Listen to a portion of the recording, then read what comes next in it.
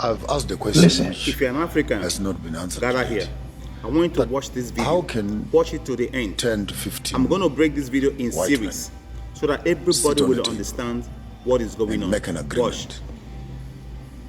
Which 54 presidents and leaders cannot undo. What is it that such a small group of united Europeans just pay can attention. take a ruler pay attention and cut your continent to pieces?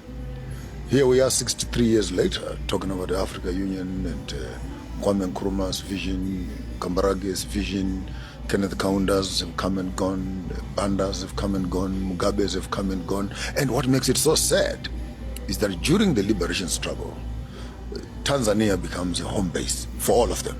ANC, SWAPO, ZANU-PF, Frelimo, all of them. They were in the same camp. They all were agreeing as comrades, let's go back and liberate our countries. But immediately all of them go back to their countries. They've become enemies of each other. So are we only friends at war and we're enemies at peace? Nobody, and if we can fail, therefore, as African governments in this deja vu of what we lost, over and above the culture that Chinua Achebe can echo, now we are talking about the loss of even the unity that became the fuel of our own independence. But King, you know, let's trace it. In 1963, in Addis Ababa, the question of undoing Berlin was a live issue. And if you look at the early debates, there are those who said, let us undo the boundaries. And then it was examined, and they argued that if we started undoing the boundaries, there would be great conflict because the neo-colonizer is still with us. The same was revisited in Cairo in 1964, hosted by Gamal Abdel Nasser. And the key voices at that time were Nyerere and Nkrumah.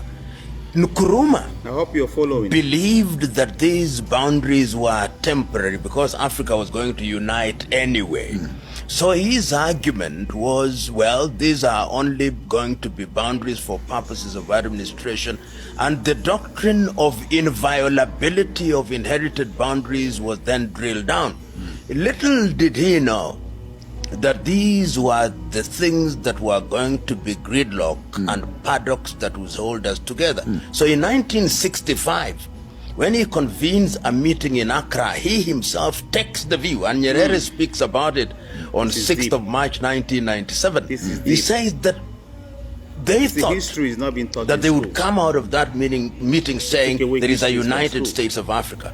But the neo-colonizer was thinking differently, and a year later Nkrumah is overthrown. But Nkrumah said something that answers your question.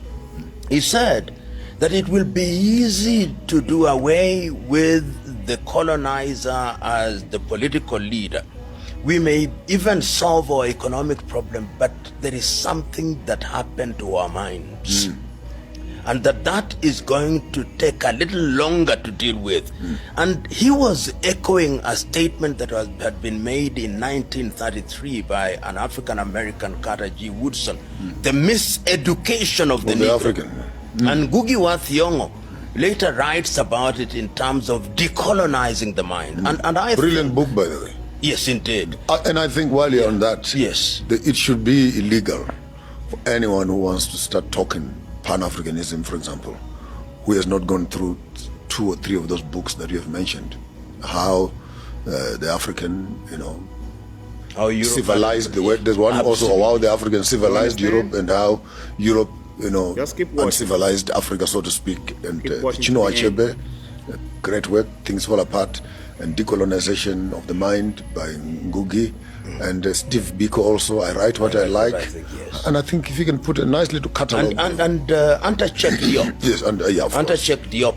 Really, those must be compulsory readings. And to remove, there is also, and there is no harm in that, but there is too much romanticization of Pan-Africanism without looking at the practical Pan-Africanism. Obligation, yeah. So I think what those books do is to drill down. There is another one that I would want to put on the list. This is Adekeye Adebayo, Africa after the Cold War, the curse of Berlin.